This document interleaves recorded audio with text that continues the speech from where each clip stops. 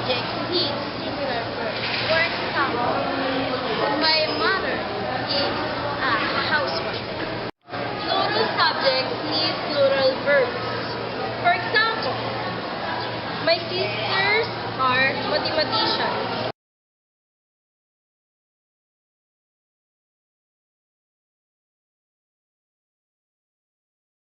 This is the correction rule that forms the background of the concept. For example, the dogs growl when they are angry.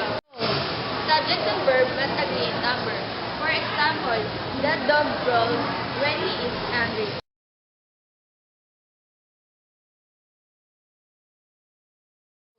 Don't get confused by the words that come between the subject and verbs. They do not get affect agreement. For example, the dog who is chewing on my jeans is usually very good.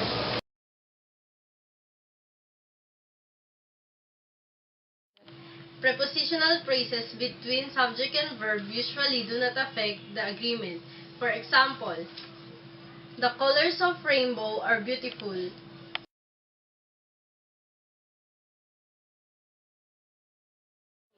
When sentence starts with there or here, the subject will always have place after the verb. For example, there is a problem with the balance sheet.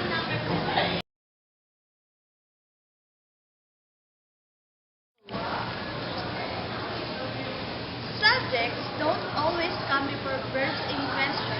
For example, does study usually cat dress? This is one of the examples of the common usage. For example, where was the pieces of this puzzle? Make sure you accurately identify the subject, deciding on the proper verb forms to use.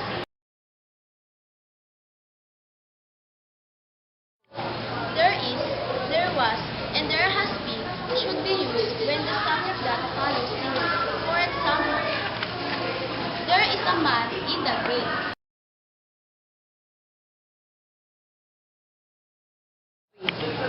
Several, many, both, few are plural words and take a plural verb. For example, few have done their homework.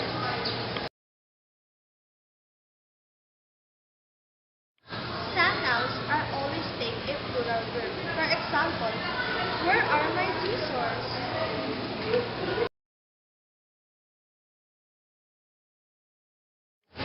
Some words such as none, any, more, most, some, majority, have may take either singular or plural verbs depending on the meaning. For example, all the money has been spent.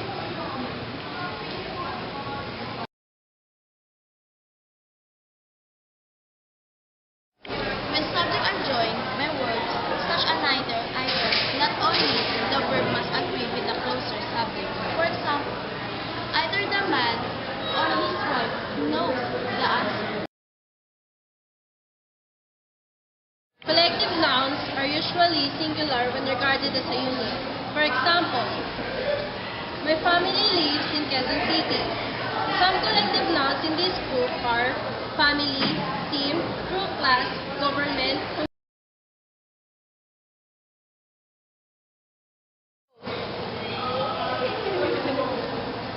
Some nouns have the same singular and plural form. They take singular or plural verb depending on their meaning. For example, there are many species of mangoes.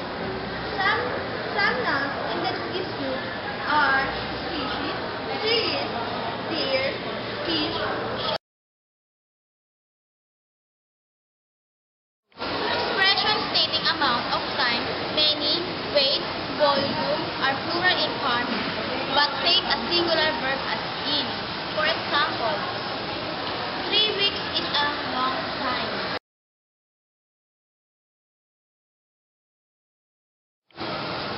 Some nouns look plural with s, but they take a singular verb.